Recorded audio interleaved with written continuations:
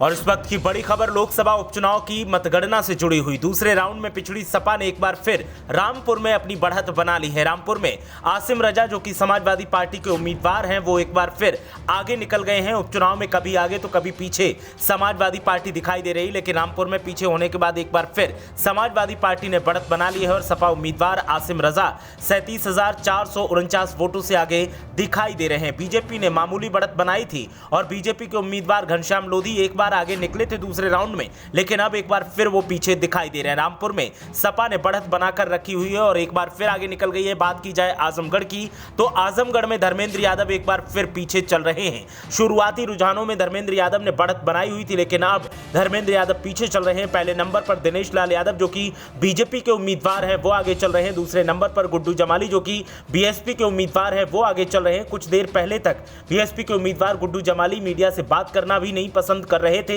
लेकिन जैसे ही रुझानों में उन्हें बढ़त मिलनी शुरू हुई तो वो मीडिया के सामने भी आए।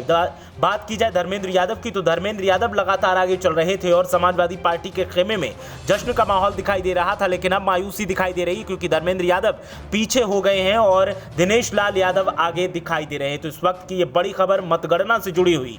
दो लोकसभा सीटें जिन पर उपचुनाव हुआ, रामपुर और आजमगढ़, 2019 में दोनों ही लोकसभा सीटों पर समाजवादी पार्टी ने कब्जा किया था, लेकिन इस बार के रुझान जो अभी दिखाई दे रहे हैं, इन रुझानों से दुविधा दिखाई दे रही है और सवाल ये उठ रहा है कि क्या बीजेपी आगे निकल जाएगी या फिर समाजवादी पार्टी अपना जलवा बरकरार रखेगी। रामपुर में तो समाजवादी पार्टी के उम्मीदवार आगे चल रहे हैं, लेकिन आजमगढ़ की अगर बात की जाए तो आजमगढ़ में धर्मेंद्र यादव पिछड़ते दिखाई दे रहे हैं। लेकिन ये शुरुआती रुझान है, लगातार जो मतगणना है वो राउंड दर राउंड चल रही है और जैसे जैसे रुझान आगे आते जाएंगे हम आपको अपडेट देते जाएंगे। लेकिन फिलहाल जो स्थिति दिखाई दे रही है उस स्थिति के मुताबिक धर्मेंद्र यादव आजमगढ़ में पीछे हैं और आसिम रजा जो कि रामपुर से समाजवादी पार्टी के उम्मीदवार थे वो आगे चल रहे हैं। घनश्याम लोधी ने एक बार बढ़त बनाई थी, लेकिन अब वो पीछे हो गए। आसिम रजा 37,449 वोटों से आगे दिखाई दे रहे हैं। और इस वक्त की बड़ी खबर लोकसभा उपचुनाव की मतगणना से जुड़ी हुई। दूसरे राउंड में पिछड़ी सपा ने एक बार फिर रामपुर में अपनी बढ़त बना ली है। रामपुर में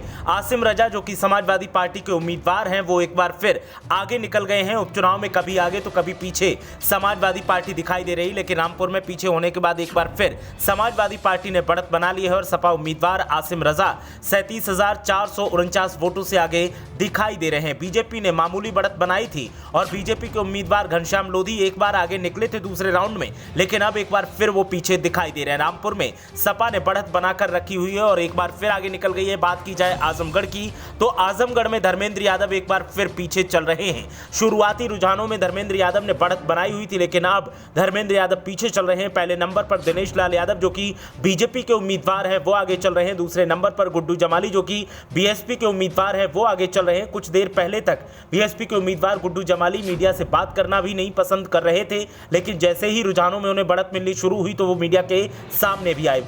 बात की जाए धर्मेंद्र यादव की तो धर्मेंद्र यादव लगातार आगे चल रहे थे और समाजवादी पार्टी के खेमे में जश्न का माहौल दिखाई दे रहा था, लेकिन अब मायूसी दिखाई दे रही क्योंकि धर्मेंद्र यादव पीछे हो गए हैं और दिनेश लाल यादव आगे दिखाई दे रहे हैं। तो इस वक्त की ये बड़ी खबर मतगणना से जुड़ी हुई।